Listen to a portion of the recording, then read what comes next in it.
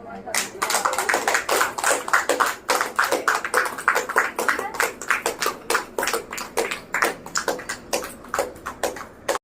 আমাদের যোগা দিদিমণি ৬৬ বছর বয়স প্রাইজ পেয়েছে। মানে কতজন ছিল আমাদের?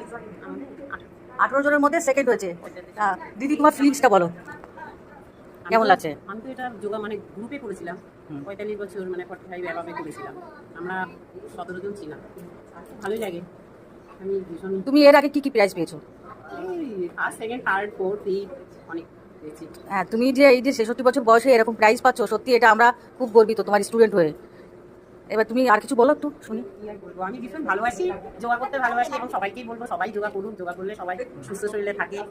আমি প্রাইজ পেলে তো সবাই ভালো লাগে। আচ্ছা, তোমার তো স্টুডেন্ট আমরা, তা আমরা স্টুডেন্টের কাছে একটু প্রতিক্রিয়া নিই, তাদের কেমন লাগছে।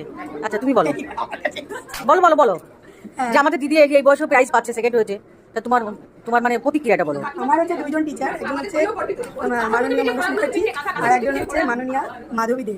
দুইজন টিচার, আমিও পেয়েছি। আমি হচ্ছি 35 থেকে 40 হচ্ছে অ্যাভাব। তা আমি 4th পজিশনে আছি। কাকিমা হচ্ছে আমাদের অনুপ্রেরণা, গৌরব। এই যে এই দিদির কাছে কিন্তু উৎসাহিত হই আর চাই কাকিমা আরো প্রাইজ পাক, আমাদের টিচার হিসেবে আরো প্রাইজ পাক। আমি তো খুবই খুশি করি। এই যে আমরা সবাই, এই যে এতজন আমরা শিখি, এখনো আসেনি।